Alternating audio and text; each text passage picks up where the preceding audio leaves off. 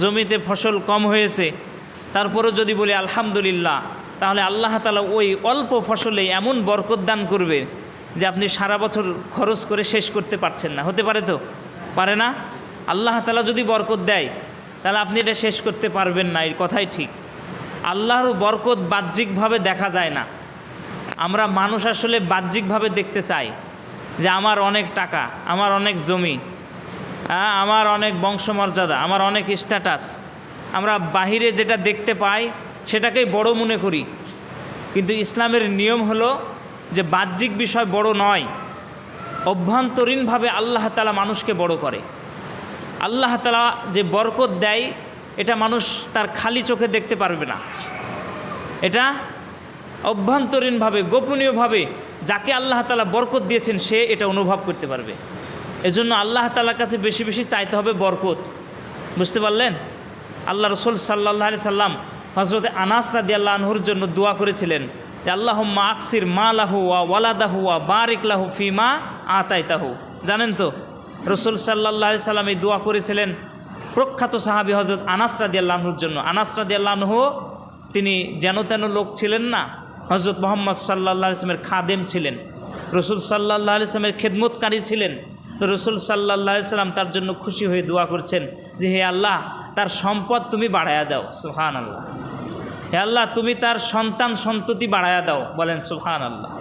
আল্লাহ রসুল আরও দোয়া করছেন ও বারিক লাহু ফিমা আতাইতাহু, তুমি তাকে যে সম্পদগুলো দিয়েছো, যা কিছু তুমি তাকে নিয়ামত দিয়েছো, এই নিয়ামতে বরকত দান করো। বলেন সুবহানাল্লাহ। তো আনাস রাদিয়াল্লাহু আনহুর জীবনীতে পাওয়া যাচ্ছে যে তার অনেক বরকত হয়েছিল, তিনি দীর্ঘ হায়াত পেয়েছিলেন। বলেন সুবহানাল্লাহ। এরপরে তার সন্তান সন্ততির সংখ্যাও বেশি ছিল। বলেন সুবহানাল্লাহ। এরপরে আল্লাহ তাআলা তাকে যে সম্পদ দিয়েছিলেন, তার খেজুরের বাগান ছিল, মানুষের খেজুরের বাগানে বছরে একবার ফল ধরে, কিন্তু আনাস রাদিয়াল্লাহু আনহুর খেজুরের বাগানে 2 বার করে ফল ধরতো। বলেন সুবহানাল্লাহ। কারণ কি? যে আল্লাহ রসুল দোয়া করেছিলেন যে তুমি তাকে যা দিয়েছো তাতে বরকত দাও। তো যেই গাছে মানুষের একবার খেজুর ধরে সেই গাছে আল্লাহ তাআলা চাইলে 2 বারও খেজুর দিতে পারে, পারে কিনা বলেন? তা এই জন্য আল্লাহ তাআলার কাছে কি চাইতে হবে? বরকত চাইতে হবে। তুমি আমাকে যা দিয়েছো তাতে কি দাও? বরকত দাও। সম্মানিত উপস্থিতি, যদি আল্লাহর কাছে বরকত চাইতে পারি তাহলে আপনার যে জমি কম, ফসল কম, আপনি বাহ্যিকভাবে মনে করছেন যে আমার জমি কম, ফসল কম, আপনি হতাশ, চিন্তিত, কিন্তু আল্লাহ তাআলা চাইলে অল্প জমিতেই অল্প ফসলেই এমন বরকত দিবে যেটা খরচ করে আপনি শেষ করতে পারছেন না। সম্মানিত উপস্থিতি, এজন্য আমরা হতাশ হব না। আমাদের কাজ হবে আল্লাহর নিয়ামত পেয়ে বেশি বেশি শুকরিয়া আদায় করা, বেশি বেশি বলবো আলহামদুলিল্লাহ। সবচেয়ে ভালো দোয়া হচ্ছে আলহামদুলিল্লাহ। আফজালুদ দুআই আলহামদুলিল্লাহ। আল্লাহ রসুল বলছেন যে উত্তম দোয়া হচ্ছে আলহামদুলিল্লাহ। সম্মানিত উপস্থিতি, আমরা 5 ওয়াক্ত সালাত আদায় করছি, প্রত্যেক রাকাতের শুরুতে কি বলছি? আলহামদুলিল্লাহি রাব্বিল আলামিন। সমস্ত প্রশংসা আল্লাহর। আপনি বাধ্য, আমি বলতে বাধ্য। নামাজ যখন শেষ হবে তখন আপনাকে আবার বলতে হবে আস্তাগফিরুল্লাহ, আল্লাহুম্মা আনতাস সালাম ওয়া মিনকাস সালাম, তাবারাকতা ইয়া যাল জালালি ওয়াল ইকরাম। সুবহানাল্লাহ 33 বার, আলহামদুলিল্লাহ আবার 33 বার বলো। নামাজের প্রতি রাকাতে আলহামদুলিল্লাহ দিয়ে শুরু, নামাজ শেষ করেছেন, আবার আল্লাহর নবী আপনাকে আমাকে শিখায়া দিচ্ছেন যে তুমি আল্লাহ তাআলার প্রশংসা করো, বলো আলহামদুলিল্লাহ। সম্মানিত উপস্থিতি, কারণ এই যত প্রশংসা আপনি করবেন আল্লাহ তাআলা তার নিয়ামত আপনার জন্য তত বাড়ায়া দিবে। বলেন সুবহানাল্লাহ। আল্লাহর নিয়ামতের কি শেষ আছে বলেন? এই চোখ দিয়ে যা কিছু দেখছেন সবই আল্লাহ তাআলার নিয়ামত। আপনি বাইরে কেন দেখবেন? আপনার শরীরের দিকে তাকান। 2টি হাত, 2টি পা, 2টি চোখ, 2টি কান, সুবিন্যস্ত চেহারা, মাংসপিণ্ড দিয়ে, এত সুন্দর মেধাবুদ্ধি দিয়ে আল্লাহ তাআলা আপনাকে আমাকে বানায়েছেন। এর শুকরিয়া আদায় করে আমরা শেষ করতে পারবো না। পারবো নাকি? সম্মানিত উপস্থিতি, এগুলো সবই আল্লাহ তাআলার নিয়ামত। দেখেন সবার 2টি হাত নাই, অনেকের 1টি হাত আছে, আছে না? 2টি পা ছিল, রোগ হয়েছে, অসুখ হয়েছে, 1টি পা কেটে ফেলতে হয়েছে, আছে কি না? আবার অনেক মানুষের 2টি চোখ নাই, 1টি চোখ ভালো আছে, আবার কারো 2টি চোখই নাই। তাহলে এগুলো কার নিয়ামত বলেন? আল্লাহ তাআলার নিয়ামত। আপনি তো মনে করছেন যেগুলো তো এমনিতে আমি পেয়েছি। জি না, আল্লাহ চাইলে এই নিয়ামত উঠায় নিতে পারে, পারে কি না বলেন? উঠায় নিতে পারে। আমি দেখেন কথা বলতে পারছি, এই বাক শক্তি কে দিয়েছে বলেন? আল্লাহ তাআলা দিয়েছে। এটা আল্লাহ তাআলার নিয়ামত। এই বাক শক্তি সবাইকে আল্লাহ তাআলা দেয়নি। সবাই কথা বলতে পারে? আপনার এলাকায় আছে না অনেক বোবা মানুষ আছে না, বোবা লোক, যাদেরকে আমরা কালা বলি, বোবা বলি, জন্ম থেকেই বোবা, কথা বলতে পারে না। আমার মতোই দুটি হাত আছে, আমার মতোই চেহারা, আমার মতো মাংসপিণ্ড দিয়ে আল্লাহ তাআলা তাকে বানাইছে, কিন্তু সে কথা বলতে পারে না কেন? তাকে আল্লাহ তাআলা এই যোগ্যতা দেয়নি, এই নিয়ামত থেকে আল্লাহ তাআলা তাকে মাহরুম করেছে, এজন্য সে কথা বলতে পারে না। সম্মানিত উপস্থিতি, এজন্য বলছিলাম এগুলো আল্লাহ তাআলার নিয়ামত। আপনার মনের ভাব যে আপনি আরেকজনকে প্রকাশ করতে পারছেন, এটা আল্লাহ তাআলার নিয়ামত। অতএব এই নিয়ামত পেয়ে আমাদেরকে বেশি বেশি বলতে হবে আলহামদুলিল্লাহ। তবে আল্লাহ তাআলা তার নিয়ামত আমাদের জন্য বাড়ায়া দিবে, সুবহানাল্লাহ। এবার আসেন, নিয়ামতের যদি শুকরিয়া আদায় করি আল্লাহ বাড়ায়া দিবে, কথা বুঝলাম। যদি নিয়ামত পেয়ে তার শুকরিয়া আদায় না করি, নাফরমানি করি, তাহলে কিন্তু শাস্তিও আছে। একথা আল্লাহ তাআলা অত্র আয়াতের সূরা ইব্রাহিমের মধ্যে বলছেন শেষ অংশে, ওয়ালা ইন কাফারতুম ইন্না আযাবি লাশাদীদ। আমার নিয়ামত পাওয়ার পরে যদি তোমরা শুকরিয়া আদায় না করো, আমার নিয়ামত ভোগ করার পরে যদি অস্বীকার করো, তাহলে জেনে রাখো ইন্না আযাবি লাশাদীদ, আমি কঠিন শাস্তি প্রস্তুত রেখেছি। বলেন নাউজুবিল্লাহ। যদি আল্লাহ তাআলার নিয়ামতের শুকরিয়া আদায় না করি, তাহলে আল্লাহ তাআলা সহজে ছেড়ে দিবেন না, কঠিন শাস্তি আছে।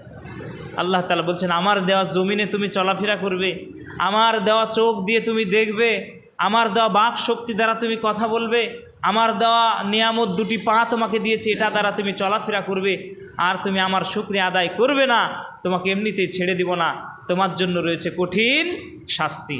তাহলে সেই শাস্তি থেকে যদি আমরা বাঁচতে চাই, তাহলে আমাদেরকে বেশি বেশি আল্লাহ তাআলার শুকরিয়া আদায় করতে হবে। করবো তো ইনশাআল্লাহ? বেশি বেশি বলতে হবে আলহামদুলিল্লাহ। সম্মানিত উপস্থিতি, দুরুদ ও সালাম বর্ষিত হোক সাইয়্যিদুল মুরসালিন খাতামান নবিয়্যিন, শেষ নবী হযরত মুহাম্মদ সাল্লাল্লাহু আলাইহি সাল্লামের উপর, যার পরে আর কোনো নবী নাই। আমাদের নবী হচ্ছে শেষ নবী। আল্লাহ রাসূল সাল্লাল্লাহু আলাইহি সাল্লাম বলছেন, আনা খাতামুন নবী লা নবী বাদি, আমি শেষ নবী, আমার পরে আর কোনো নবী নাই। এজন্য হযরত মুহাম্মদ সাল্লাল্লাহু আলাইহি সাল্লামের প্রতি আমরা বেশি বেশি দুরূদ পাঠ করব। সম্মানিত উপস্থিতি, তিনি এসেছিলেন মানুষকে আলোর দিকে, মানুষকে নিয়ে আসার জন্য।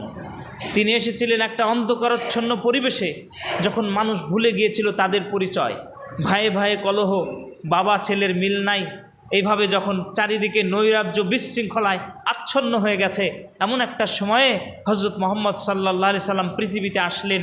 আল্লাহ তাআলা তাকে দিলেন পবিত্র কোরআন, যে যাও তুমি এই কোরআনের বাণী দ্বারা মানুষকে দাওয়াত দাও, মানুষেরা অন্ধকার থেকে বের হয়ে আলোর দিকে আসবে। বাস্তবতাটাও এমনটাই ঘটেছিল। সেই সময়ে রাসূল সাল্লাল্লাহু আলাইহি ওয়াসাল্লামের দাওয়াত পেয়ে সবচেয়ে খারাপ মানুষগুলো সবচেয়ে ভালো মানুষে পরিবর্তন হয়েছিল। বলেন সুবহানাল্লাহ। মানুষ অন্ধকার থেকে বের হয়ে আলোর দিকে এসেছিল। সম্মানিত উপস্থিতি, এজন্যই তো সাহাবীদের নাম শুনলে বলতে হয় রাদিয়াল্লাহু আনহু। আমরা সাহাবীদের নাম শুনলে কি বলি বলেন? রাদিয়াল্লাহু আনহু। এর মানে কি? যে আল্লাহ তাদের উপরে রাজি খুশি। আল্লাহ তাআলা আয়াত নাজিল করে দিয়েছেন সূরা বাইয়িনার মধ্যে, রাদিয়াল্লাহু আনহুম ওয়া রাদু আন, আমি তাদের প্রতি খুশি হয়েছি, তারাও আমার প্রতি সন্তুষ্ট হয়েছে। বলেন সুবহানাল্লাহ। সম্মানিত উপস্থিতি, অথচ ইতিহাস খুলে দেখেন, ইসলামের প্রাককালে, ইসলামের সূচনা লগ্নে এই সমস্ত সাহাবীরা ইসলামের বিরোধিতা করেছিল। শুধু বিরোধিতা নয়, তাদের বিরোধিতা এমন পর্যায়ে পৌঁছেছিল যে হযরত মুহাম্মদ সাল্লাল্লাহু আলাইহি সাল্লামকে হত্যা করার ষড়যন্ত্র পর্যন্ত করেছিল।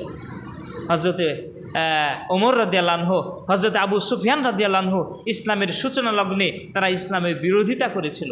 কিন্তু যখন তারা রাসূল সাল্লাল্লাহু আলাইহি ওয়াসাল্লামের সংস্পর্শে আসলো, কোরআনের আদর্শে আদর্শিত হলো, রসুলের বাণী যখন তারা শ্রবণ করলো, সবচেয়ে ভালো মানুষে পরিবর্তন হয়ে গেল। বলেন সুবহানাল্লাহ। সম্মানিত উপস্থিতি, এজন্য আমরা যারা ভালো হতে চাই, আমরা যারা জান্নাতের সার্টিফিকেট পেতে চাই, পরকালে সুখময় শান্তি লাভ করতে চাই, দুনিয়াতে শান্তিতে বসবাস করতে চাই, দুনিয়াতে মর্যাদা অর্জন করতে চাই, তাহলে আমাদেরকে কোন আদর্শে ফিরতে হবে বলেন? রাসূল সাল্লাল্লাহু আলাইহি ওয়াসাল্লামের আদর্শে। মানব রচিত সংবিধান বাদ দিয়ে, মানুষের থিওরি গাইড অনুসরণ বাদ দিয়ে আমাদেরকে হযরত মুহাম্মদ সাল্লাল্লাহু আলাইহি ওয়াসাল্লামের আদর্শে আদর্শিত হতে হবে। তবেই আমরা শান্তির সখীর উপস্থিতে সক্ষম হব ইনশাআল্লাহ।